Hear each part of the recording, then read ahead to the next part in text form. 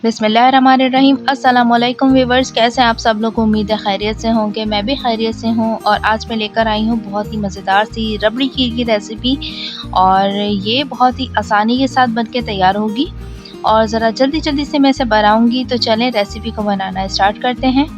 सबसे पहले रबड़ी तैयार कर लेंगे तो उसके लिए मैंने लिया है यहाँ पर 1 लीटर दूध और ये फुल क्रीम दूध है। ये मैंने लिया है खुला दूध, इसे हमें बॉयल कर लेना है। जैसे इसके अंदर बॉयल आ जाएगा तो देखें इसके ऊपर हल्की-हल्की सी मलाई जमना शुरू हो गई है, तो इसे हम साइड पर पतीले के साथ लगाते जाएंगे। आँच हमें इसकी स्लो कर देनी है और स्लो से थोड़ी सी बढ़ा देनी है हमें आँच को। और ये जिस तरीके से मलाई देखिए जमा हो रही है तो मैं इसे साइड पर करते जा रही हूँ, तो आप भी इसी तरीके से कीजिएगा कि मलाई इसकी जमा होती जाएगी, आप इसे साइड पर करते जाएँ तो ये हमारी रबड़ी तैयार होती जाएगी।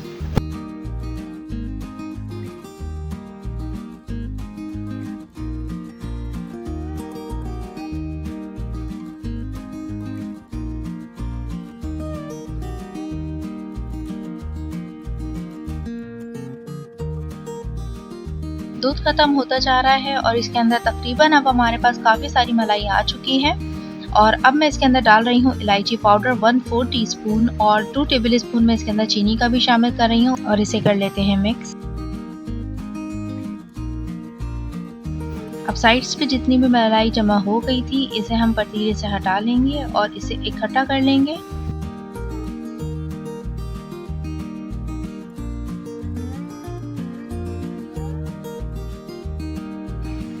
रबड़ी रेडी हो चुकी है और इसे अब एक बाउल में निकाल लेंगे।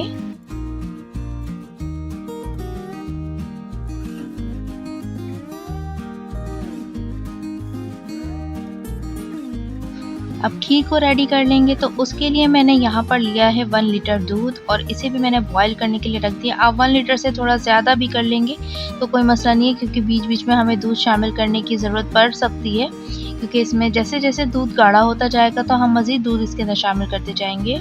मैंने यहाँ बासमती राइस ली है, इसे इस तरीके से चूरा कर लेंगे जैसे मैं करते हुए आपको दिखा रही हूँ। इसे मैंने पहले भिगो दिया था 2 से 3 घंटे के लिए और अब इसे मैं दूध में शामिल कर दूंगी। जैसे ही दूध में बॉयल आ जाए तो आप इसके अंदर चावल शामिल कर दीजिएगा।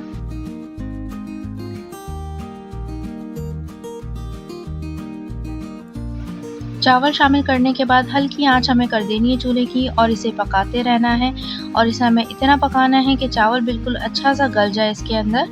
और थोड़ा सा मैंने इसके अंदर पानी ऐड किया है क्योंकि ये दूध की क्वांटिटी थोड़ी सी कम होती जा रही है, तो इसीलिए इसके अंदर पानी शामिल किया मैंने। साथ ही इसके अंदर इलायची पाउडर भी मैंने शामिल कर दिया 1/4 टीस्पून और अब इसे मिक्स कर लेंगे।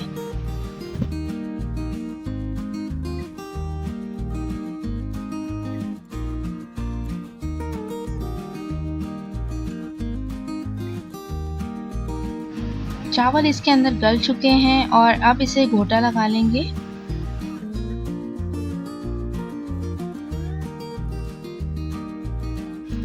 घोटा इसके अंदर लगाने के बाद चावल का दाना इसके अंदर से तकरीबन ख़त्म हो चुका है और अब इसके अंदर मैं शामिल कर रही हूँ कंडेंस मिल्क। और अगर आपको इस वक्त लगे कि दूध की क्वांटिटी थोड़ी सी कम होती जा रही है तो आप मज़ीद दूध इसके अंदर शामिल कर सकते हैं।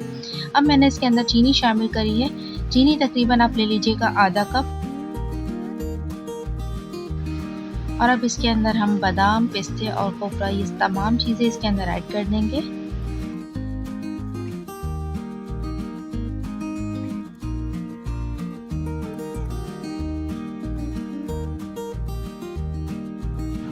और अब लास्ट में इसके अंदर रबड़ी ऐड कर देंगे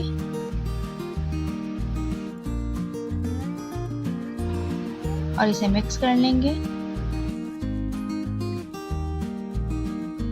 यहाँ रबड़ी खीर हमारी रेडी हो चुकी है और अब इसे हम निकाल लेंगे एक बाउल में।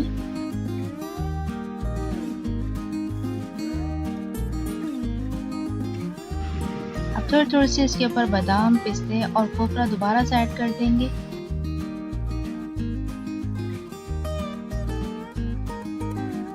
मज़ेदार सी रबड़ी खीर रेडी हो चुकी है। आप इसे घर में ज़रूर ट्राई कीजिएगा और अपने कमेंट से ज़रूर बताया करें कि रेसिपी आपको कैसी लगी।